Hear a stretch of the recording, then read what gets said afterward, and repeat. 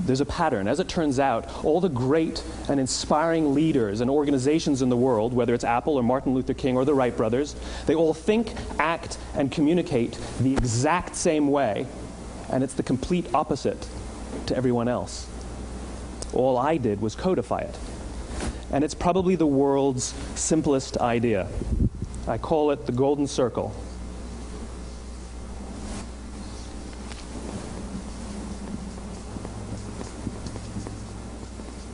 Why, how, what? This little idea explains why some organizations and some leaders are able to inspire where others aren't. Let me define the terms really quickly. Every single person, every single organization on the planet knows what they do, 100%.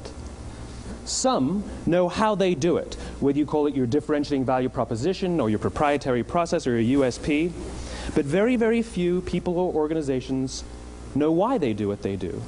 And by why, I don't mean to make a profit. That's a result. It's always a result. By why, I mean what's your purpose? What's your cause? What's your belief? Why does your organization exist? Why do you get out of bed in the morning? And why should anyone care? Well, as a result, the way we think, the way we act, the way we communicate is from the outside in. It's obvious. We go from the clearest thing to the fuzziest thing. But the inspired leaders and the inspired organizations, regardless of their size, regardless of their industry, all think, act, and communicate from the inside out. Let me give you an example. I use Apple because they're easy to understand and everybody gets it. If Apple were like everyone else, a marketing message from them might sound like this. We make great computers. They're beautifully designed, simple to use, and user-friendly. Want to buy one? Meh. And that's how most of us communicate. That's how most marketing is done, that's how most sales is done, and that's how most of us communicate interpersonally. We say what we do, we say how we're different or how we better, and we expect some sort of behavior, a purchase, a vote, something like that. Here's our new law firm. We have the best lawyers with the biggest clients. We have, we always perform for our clients, do business with us. Here's our new car. It gets great gas mileage. It has, leather seats. Buy our car. But it's uninspiring.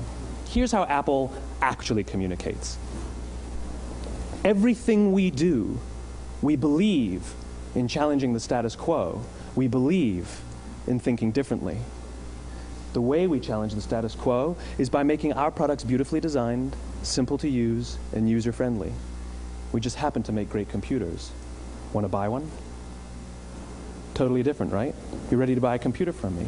All I did was reverse the order of the information. What it proves to us is that people don't buy what you do, people buy why you do it. People don't buy what you do, they buy why you do it. This explains why every single person in this room is perfectly comfortable buying a computer from Apple.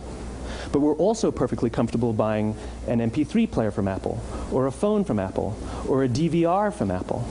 But as I said before, Apple's just a computer company. There's nothing that distinguishes them structurally from any of their competitors. Their competitors are all equally qualified to make all of these products. In fact, they tried. A few years ago, Gateway came out with flat-screen TVs.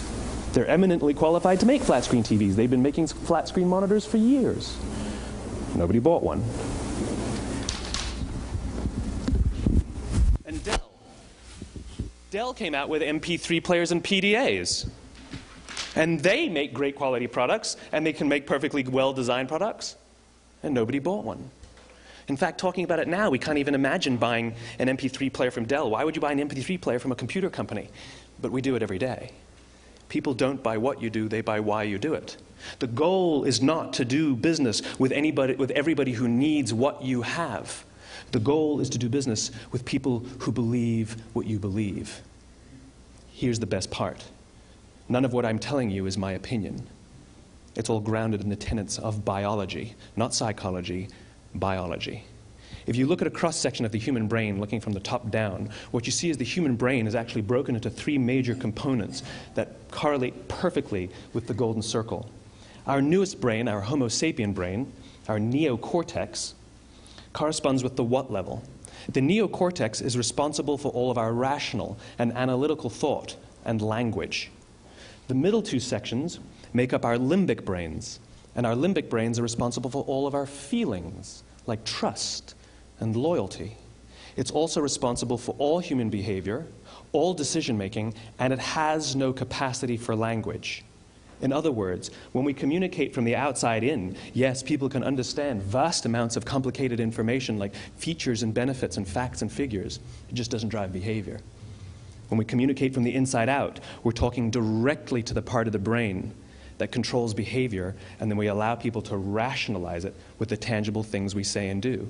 This is where gut decisions come from.